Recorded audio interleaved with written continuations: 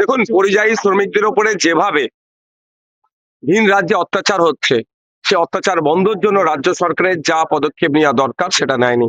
আজকে বাধ্য হয়ে গ্রামবাসী রাস্তায় নামছে, তাদের পরিবারের, তাদের গ্রামের যে একজন মানুষ কাজে কর্মক্ষেত্রে গিয়ে খুন হয়ে ফিরে আসছে, সেটার প্রতিবাদ জানিয়ে আমরা দেখছি একের পর এক কোনো জায়গায় সোমনাথ দেবনাথ, হেমন্ত রায়, সাবির মল্লিক, জুয়েল রানা একের পর এক লাশ হয়ে বাড়ি ফিরছে।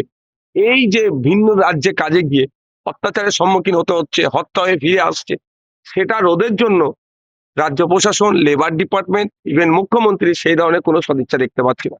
আজকে যেটা হচ্ছে এর দায়ভার রাজ্য প্রশাসনের উপরে বর্তায়, রাজ্য সরকারের উপরে বর্তায়। দেখুন, এসআইআর এর নামে বর্তমানে যেটা হচ্ছে, হেয়ারিং এর নামে যেভাবে অহেতুক হয়রানি করা হচ্ছে, এর বিরুদ্ধে চরম আমি।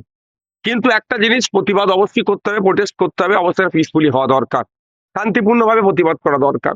কিন্তু ওই কোনো ক্ষেত্রেই হিংসার পথ অবলম্বন করলে সেই প্রতিবাদের সাথে আমি নাই, ছিলাম না, না আছি, না আগামী দিনে থাকবো। তাই আমার অনুরোধ, অ্যাপিল, যেভাবে নির্বাচন কমিশনের পক্ষ থেকে নামের বানান ভুল, বয়সের তারতম্য, সন্তানের সংখ্যা নিয়ে, এবং ইভেন নামের একটা ডট এক্সট্রা থাকার জন্য বা কোনো জায়গায় না থাকার জন্য এ ধরনেরও ডাকা হচ্ছে। 2002 এর বা আপনার এসআইআর লিস্টে নাম ছিল, তাকেও ডাকা হচ্ছে, পরিবারের নাম আছে তাদেরকেও ডাকা হচ্ছে। এই যে অহেতুক হয়রানি করা হচ্ছে, এর বিরুদ্ধে প্রতিবাদ হওয়া দরকার।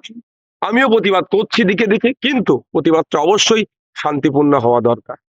পুলিশ আজকে তার যে গ্রহণযোগ্যতা, সে কত তলানিতে নিয়ে গেছে সেটা দেখুক। কারণ এই পুলিশের একটা অংশ তৃণমূলের সাথে জুড়ে থেকে যেভাবে এই ধরনের তারা বিরোধীদের উপরে আক্রমণ, বিরোধী কন্ট্রোল করার চেষ্টা, যখন তাদেরকে সহযোগিতা করেছে, সেই তৃণমূলের নেতারাই আজকে দেখুন পুলিশের উপরে আক্রমণ হচ্ছে। আমরা এই আক্রমণের চরম বিরোধিতা করছি। পুলিশ প্রশাসনকেও বলবো, আপনারা আপনাদের সিদ্ধারা সোজা রেখে আপনারা আপনারা পুলিশ কোড অনুযায়ী কাজ করুন। কোনো রাজনৈতিক দলের পক্ষপাতিত্বমূলক আচরণ বা তাদের পক্ষ নেবেন না।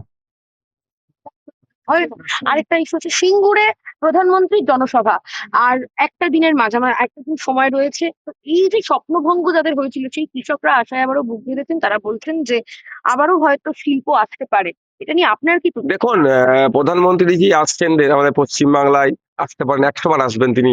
যে আমাদের যেখানে যেতে পারে, এটা রাইট অফ মুভমেন্টের মধ্যে পড়ছে, তিনি সভা সমাবেশ করতেই পারে। কিন্তু সিঙ্গুরে যে আমরা কারখানাটা পেলাম না, সেই সময় কিন্তু রাজনাথ সিং এরকেও আমরা দেখতে পেয়েছিলাম। মমতা ব্যানার্জি যে ধর্ণা টর্ণা করেছিল সেখানে উপস্থিত ছিল। তাহলে আজকে নিশ্চিতভাবে যখন আসবেন দেশের প্রধানমন্ত্রী, সেই অবস্থাটা তার ক্লিয়ার করবেন, সেই সময় তার অবস্থানটা কি ছিল তার দলে।